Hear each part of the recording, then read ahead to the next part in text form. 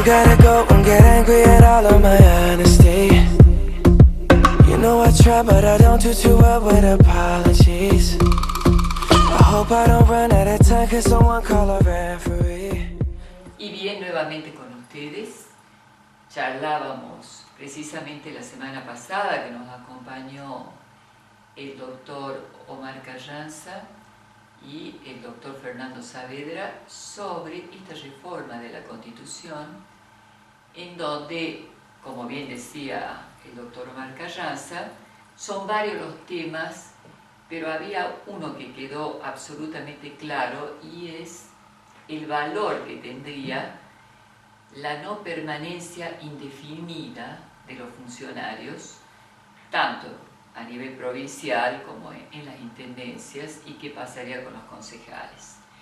En esa oportunidad, desde otro lugar, un profesional como el doctor Saavedra no entendía muy bien el porqué de la reforma de la Constitución y si no habría otros temas más urgentes, como por ejemplo educar, o como por ejemplo el sistema de salud, o qué haríamos con situaciones que hoy agobian a la República Argentina y especialmente a la provincia de Salta. Femicidio, a la cabeza Salta, a la cabeza con Formosa. ¿Qué ocurre con el tema del narcotráfico, la desaparición? ¿Quiénes son las que desaparecen? Los niños, especialmente las mujeres, una minoría, que son los mayores, y cuáles son las medidas que se toman. Me pareció que de pronto, cuando se habla de reformar la Constitución, todavía no se entiende muy bien cuál es la conexión que tiene esto con la mejora de la calidad de vida y los problemas que ya vienen casi desde siempre, podríamos decir, pero que se van agudizando y se van complicando. En realidad también desde este espacio y con la colaboración de Mariana Guayer y de Ignacio Chipinti, que nos acompañan en la producción, vimos que precisamente un historiador, arqueólogo y escritor belga, David van Rijbroek, de Bruselas, cuestiona, ya en el año 1971, a la democracia cuando no hay la independencia de poderes, y apunta en esta situación puntual al tema de cómo se eligen los representantes. Y también su puntuación está dirigida sobre todo a la falta de participación de los ciudadanos. En realidad, me parece que lo que uno rescata de él, más allá de los años, en 231 páginas que él escribe, es que el ciudadano no toma conciencia que la democracia no sobrevive si él también no se da cuenta que vive en una democracia, lee la Constitución, conoce cuáles son sus deberes y también pelea por sus derechos. Nadie va a producir el milagro de otorgarle, y su representante no siempre lo representa y no siempre vela por el bien común. ¿Cómo podría esta posible reforma de la Constitución conectarse, tal vez, con esta posibilidad de que el ciudadano vuelva a ser representado con su participación? En este interesante libro, también David van Rijbroek apunta a cuestiones muy... El Brexit, nos dice, el Brexit en definitiva, no ha sido algo tan exitoso desde su punto de vista en Inglaterra. Para él, una asamblea como la que tiene de pueblo Irlanda, que es preparada, elegida al azar y debate sobre temas tan puntuales, pero al mismo tiempo, les diría, importantes, como el aborto, como eutanasia, es mucho mejor que el Brexit elegido al azar con una población que tal vez no esté en el tema y responde en un formulario sí o no, pero no sabe bien cuál es el efecto ni la que va a producir en el mundo y en el destino de su país. Él considera que este tipo de participación ciudadana que yo vengo de alguna manera sugiriendo con la información, que me parece que ustedes, especialmente a quienes yo siempre dirijo este programa, chicos, tienen que estar informados. Por ese motivo, hoy nos acompañan dos invitados que están participando en la reforma de la Constitución, pero que además tenemos el orgullo de que nos representen a nivel nacional y además tenemos el orgullo de que manejan otros temas que no es solamente esto y por algo hoy forman parte de este grupo que pretende la reforma. Nos vamos a un pequeño corte con nuestros auspiciantes y ya volvemos con los invitados.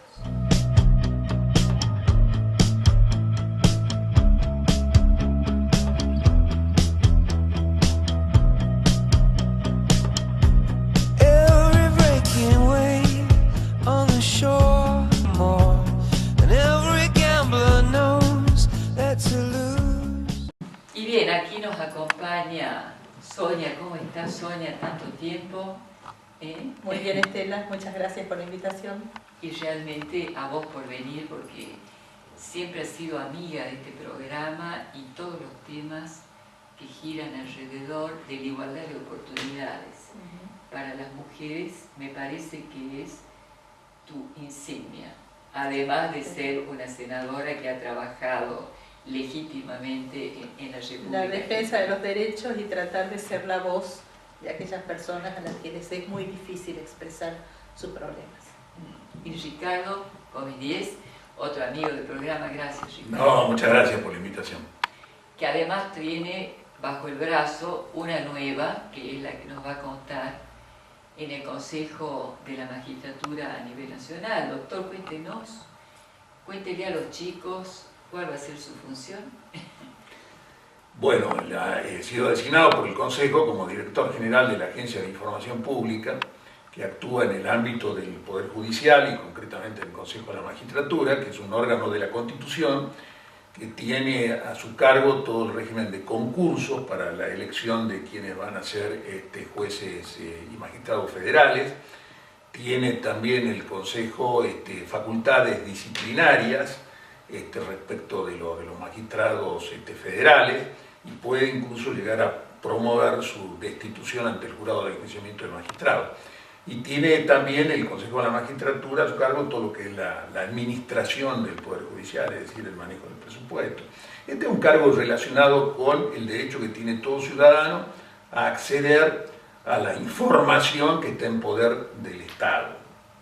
Es un derecho que se deriva de la forma republicana de gobierno, que hace a la transparencia, y este es un cargo creado por el Congreso de la Nación, por la ley 27.275. ¿De qué año, perdón? Es una ley del 2016.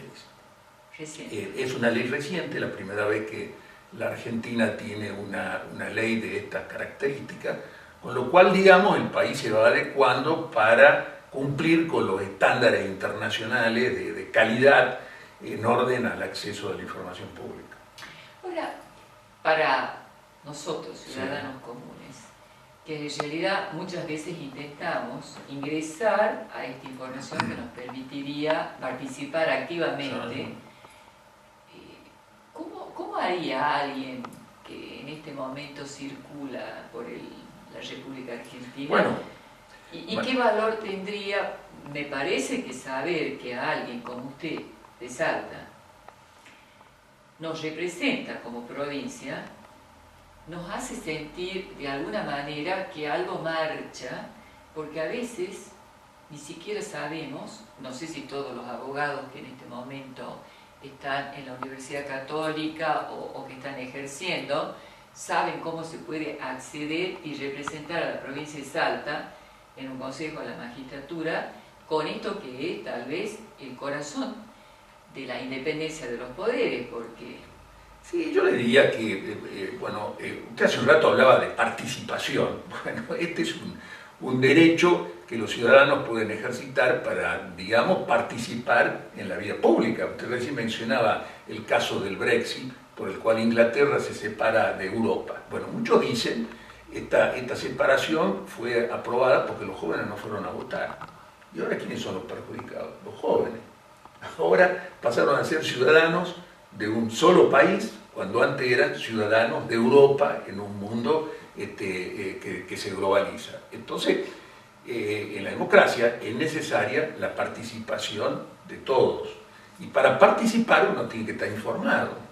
Entonces el Estado tiene que estar abierto para suministrar la información que los ciudadanos requieren. ¿A través de qué mecanismo? Bueno, hay dos. Uno, lo que se llama la transparencia activa, que hoy es la publicación por Internet de toda la información acerca de la actividad del Estado, con lo que se llama un mecanismo de datos abiertos, que se pueden además procesar informáticamente. Y está lo que se llama la transparencia pasiva. Usted tiene derecho a presentarse y decir, quiero que me informen sobre tal punto, sobre tal aspecto. Y el Estado tiene el deber, porque usted es un ciudadano, de darle esa información. En este sentido, la ley que aprobó el Congreso es una ley muy completa, garantiza un amplio acceso a la información pública y establece, desde luego, también las excepciones que son muy puntuales, algún tema que pueda estar en juego la seguridad del Estado, muy excepcional, o tampoco se puede afectar, desde luego, la intimidad de las personas. Hay ciertos datos que son sensibles, que hacen a la intimidad de cada uno, pero todo lo demás está abierto y debe estar accesible al ciudadano. ¿Para qué? Para que controle, porque, como bien se ha dicho, la luz del sol es el mejor antídoto contra la corrupción. Un Estado transparente es un Estado que está a disposición de los ciudadanos para que lo controlen. ¿Eso existe actualmente en Argentina? Bueno, existe la ley. Existe la ley, digamos. Ahora, tampoco podemos, a mí me parece que es fundamental esta información clarísima, porque la entiende el que escucha, la entiende, sabe cuáles son las funciones que tiene este consejo, pero tal vez la mayor dificultad está en la ley existe. Ahora, entre la ley, entre este orden, y lo que pasa después cuando uno llega a la ciudad judicial o cuando llega a la justicia, todavía hay mucha distancia. Pero está bueno poder saber cuál es la función que tienen estos organismos, cómo se accede a ellos. Y recientemente, les comentaba fuera de cámara, hubo acá un congreso muy interesante de digitalización y de poner precisamente la información a disposición de los ciudadanos. Claro, esto es la transparencia activa, digamos, publicar todos los datos en Internet, todos los datos que le puedan interesar a la No es tan ciudadanía. complicado, o sea, están dadas las condiciones para que Salta, por ejemplo, con todo lo que manejan las universidades, pueda poner esto en marcha a todo nivel. Ahora, no siempre el ciudadano sabe que puede acceder a esto, y una vez que accede a esto y pide algún tipo de explicación, es como que muere en su intento. Bueno, es que la ley nacional ahora No hay ningún tipo de... fija plazos. Te presenta el pedido, el Estado tiene un plazo para contestarle.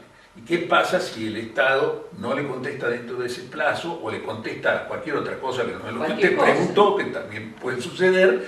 Entonces, bueno, la ley prevé, en este caso hay dos vías. Una es la vía administrativa, que casualmente es una de las funciones de la Agencia de Acceso a la Información Pública.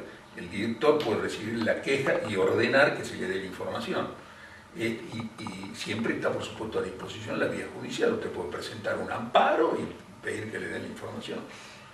Es decir, esto es un modo de participación. Ahora, estamos avanzando. El Congreso sancionó la ley, el Poder Ejecutivo ya creó su agencia, ahora la creó el Consejo de la Magistratura, la va a tener que crear el Congreso.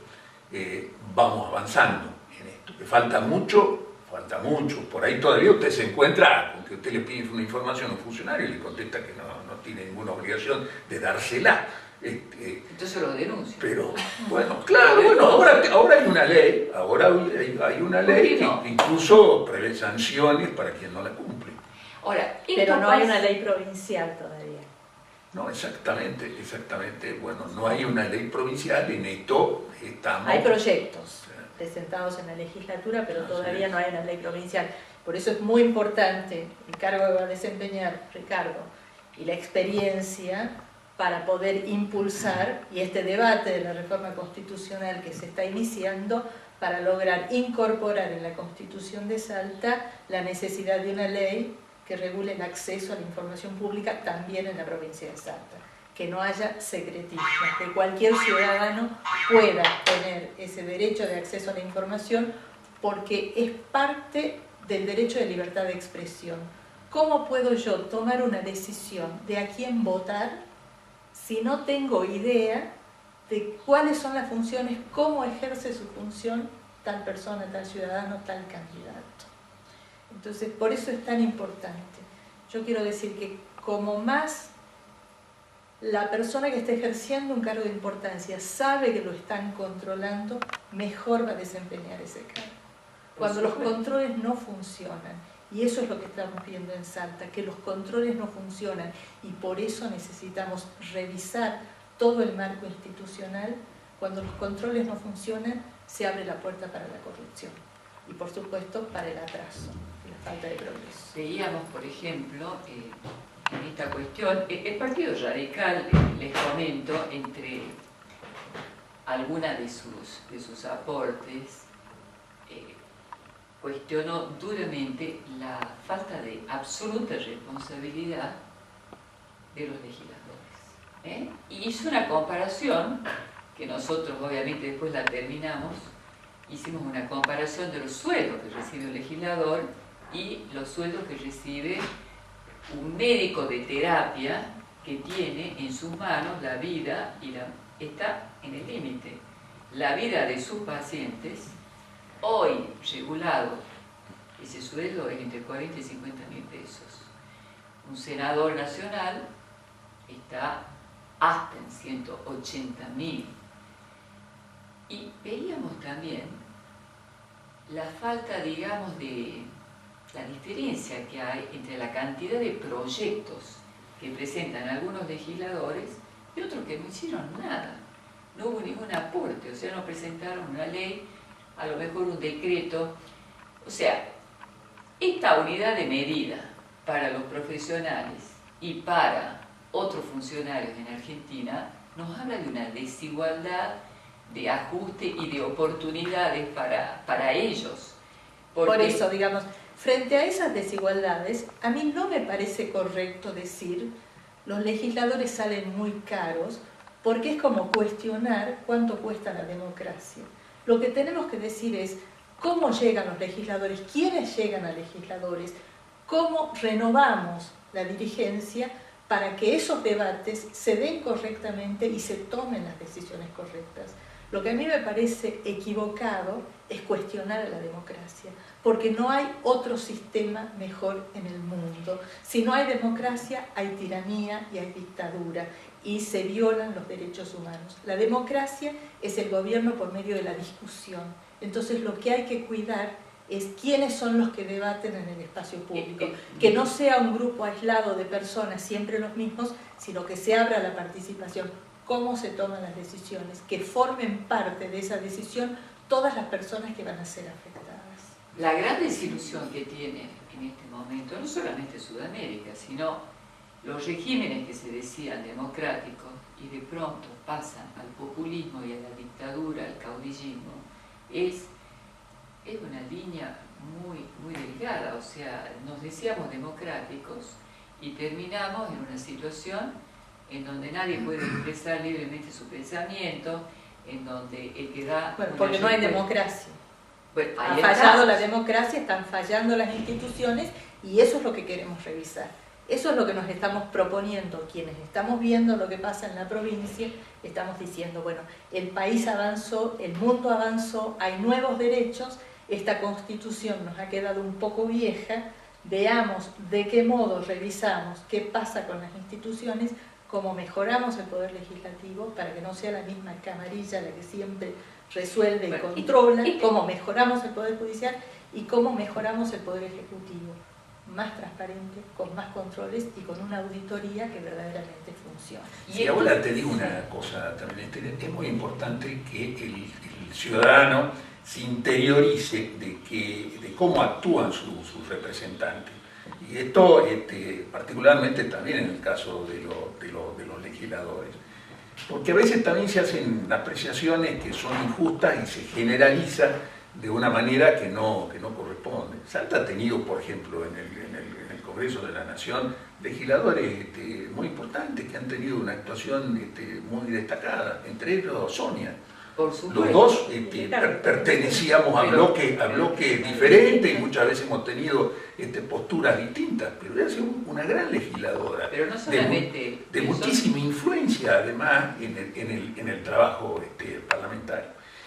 Entonces, la verdad que yo creo que el ciudadano debe poder visualizar cómo actúa cada uno de los legisladores que elige, porque a veces se hacen generalizaciones que no corresponden, que no son justas. Ahora, está claro que la democracia, como se ha señalado, no hay otro sistema mejor. Entonces, ¿qué tenemos que buscar? Perfeccionar por supuesto. la democracia. Más democracia, Claro, más participación, pero más apertura. Ahí está. El tema es la credibilidad que tiene hoy el ciudadano en las instituciones, porque si las instituciones no responden, ¿por qué Sonia no es una senadora nuestra que nos represente y hay otra gente? Hay un tema importante, Estela, para eso que decía Ricardo, del seguimiento de qué hacen sus representantes, y es la importancia de los medios de comunicación, la importancia de tener un periodismo libre, independiente.